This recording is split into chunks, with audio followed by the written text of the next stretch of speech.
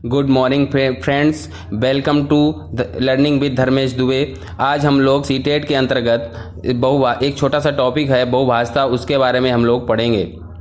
बहुभाषा से अगर आपको क्वेश्चन आता है तो आप कैसे उस क्वेश्चन को करेंगे, इसके लिए मैं एक शॉर्ट ट्रिक लाया हूँ। आपको 3 पॉइंट्स हमेशा याद रखने हैं। जैसे बहुभाषा का जैसे कि अर्थ ही होता है 2 या 2 से अधिक भाषाओं का ज्ञान। और दूसरा पॉइंट अगर आप मिलेगा, दूसरा पॉइंट इसका है सम्मान, और तीसरा पॉइंट इसका है संसाधन। इसके क्वेश्चंस को कैसे करेंगे, अगर आपको बहुभाषा से रिलेटेड क्वेश्चन है तो आप हमेशा ऑप्शन में इन 3 वर्डों को ढूंढेंगे। अगर जिस ऑप्शन में आपको ये वर्ड मिल जाते हैं तो वो हमेशा आपका आंसर होगा।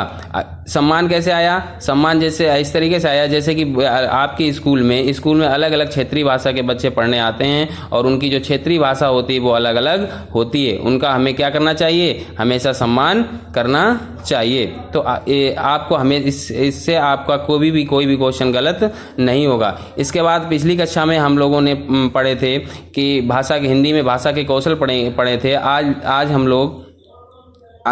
हम लोग पॉजिटिव और निगेटिव वर्ड पढ़ेंगे। हमेशा ध्यान रखना, पॉजिटिव मतलब अगर आपको ये वर्ड आपको ऑप्शन में मिल जाते हैं तो वो आंसर आपका हमेशा वो सही होगा।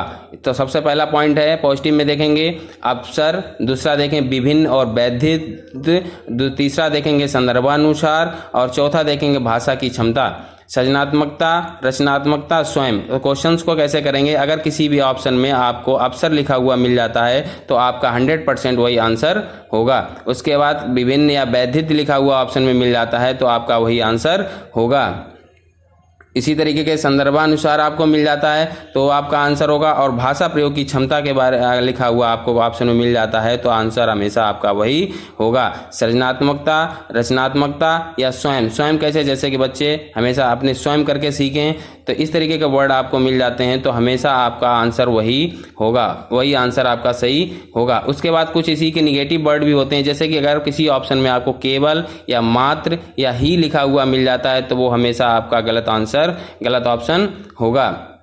बच्चों को याद करवाना, रचना कराना या याद कराना या स्मरण कराना हो तो वो भी हमेशा गलत होगा। बच्चों का परीक्षा के द्वारा या अंकों के द्वारा उनका मूल्यांकन करना भी हमेशा गलत होगा। अगर आपको किसी ऑप्शन में शब्दकोश या शब्दावली लिखा हुआ मिल जाता है तो वो हमेशा आपका आंसर गलत होगा। या रस या छंद या अलंकार आपको लिखा हुआ ऑप्शन में मिल जाता है तो वो भी आपका आंसर हमेशा गलत ही होगा। तो इस तरीके से आप क्वेश्चंस को करेंगे। तो आप लोगों से एक रिक्वेस्ट है कि आप लोग इन क्वेश्चन को जरूर आप टॉपिक से